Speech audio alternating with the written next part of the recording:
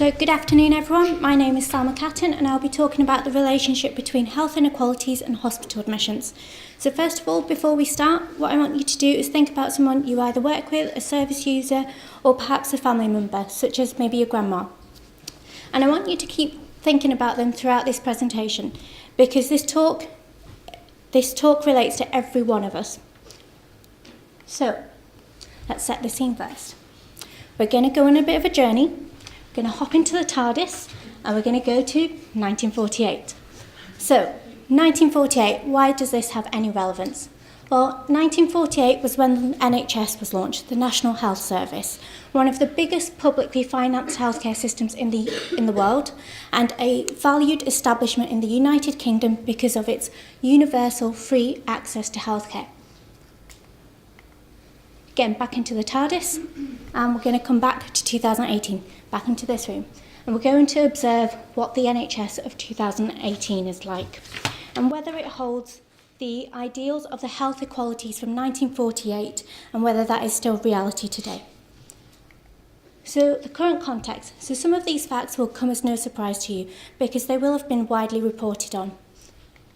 There are incidences of bed blocking.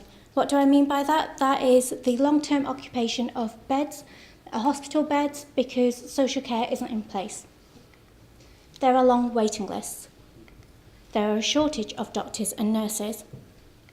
And it's estimated by 2020 there will be a £30 billion gap in the NHS's finances. Now, hospital admissions. In 2012 to 2013, there were 5.3 million emergency admissions. That cost approximately £12.5 billion, and that equated to a staggering 67% of hospital bed days in England. Now, if we look at some more recent statistics, so last month, there were 2 million admissions. And of those, there were 526,000 that were emergency admissions. Now, let's put that into a bit of perspective. That's nearly the size of Glasgow's population, and Glasgow's big.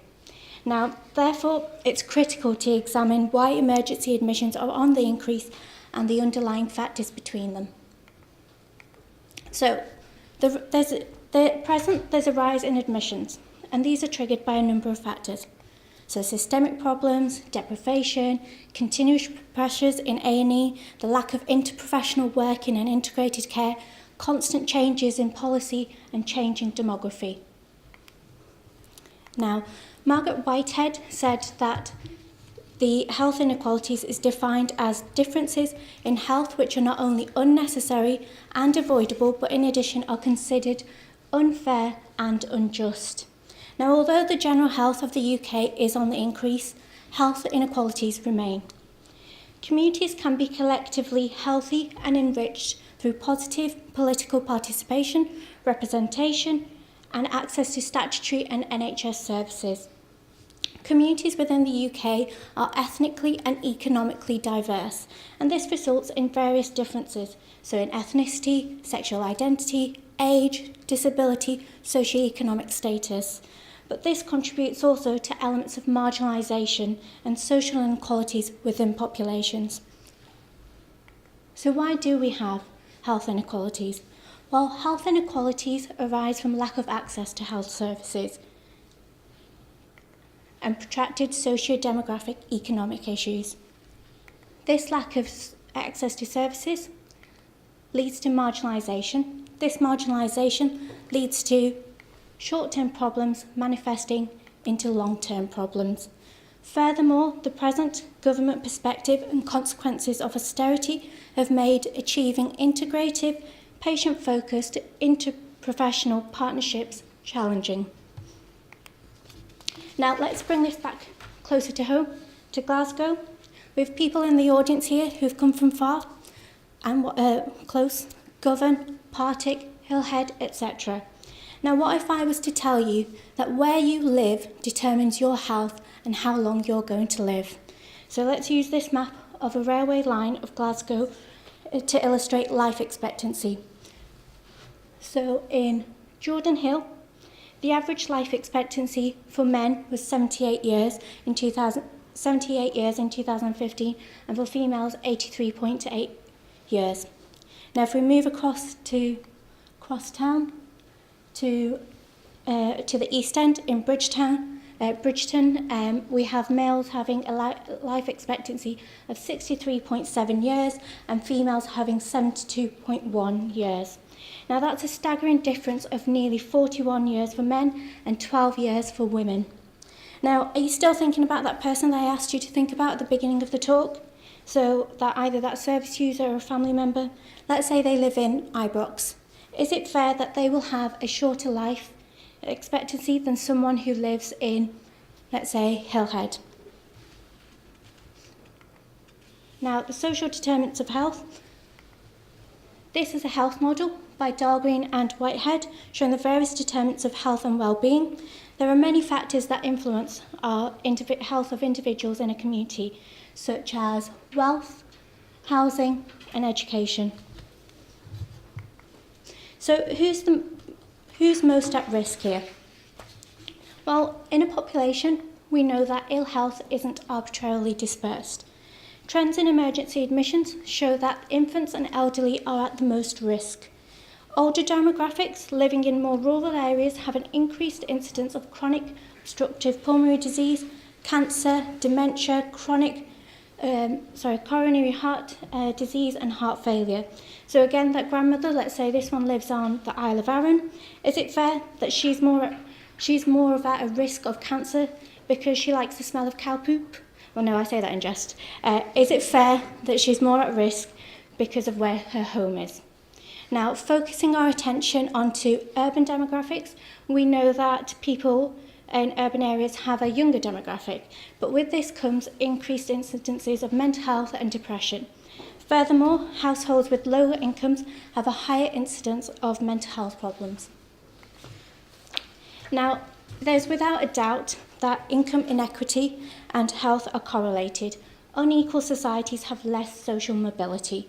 This graph by Wilkinson and Pickett shows a parallel with differences between income and social challenges amidst countries above a particular income base.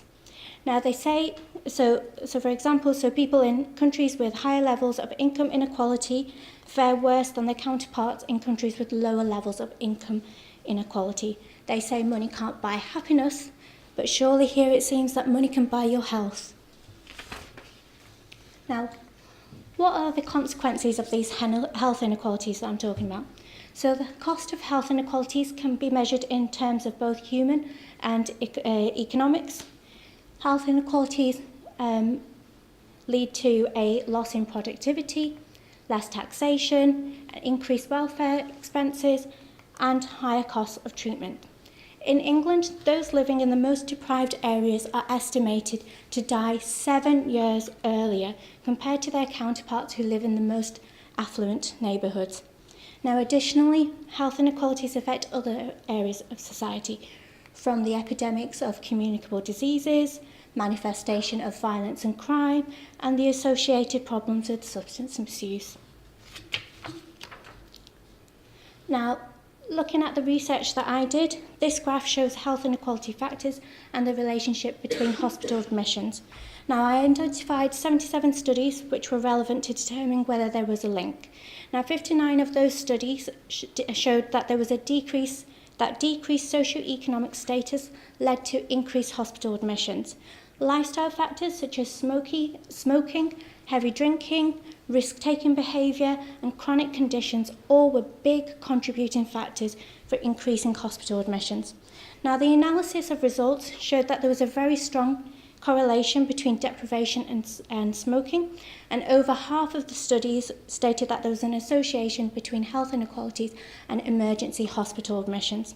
Now, where there are large differences in economic status, there will continue to be poor health outcomes, decreased longevity and costly healthcare utilisation. So to summarise,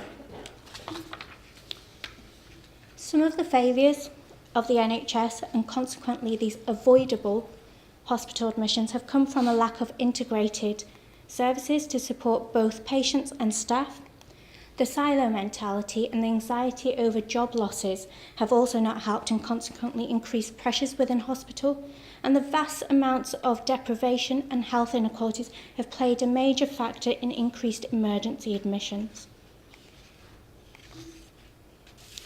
Now, my research concludes that reducing emergency admissions improves quality of life for both patients and their families, and this in turn reduces pressures upon the resources of local hospitals.